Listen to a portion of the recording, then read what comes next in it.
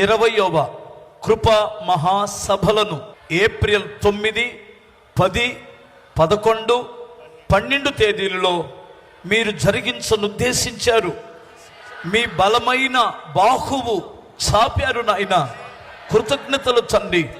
మేము బలహీనులము, చిన్నవారము, ఒంటరి వారము, పనికిరానటువంటి వారము తండ్రి.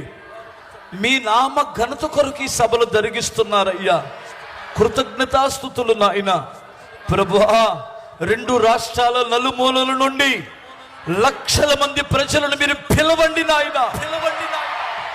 పిలువబడిన వారిని రక్షించండి, ఆశీర్వదించండి, స్వస్థత పరచండి. ఈ సభలలో ప్రజలు అద్భుతాలు చూడనివ్వండి, మహత్తరమైన కార్యాలు వారి కన్నులారా చూడనివ్వండి, మంచి వాతావరణం ఇవ్వండి ప్రభువా.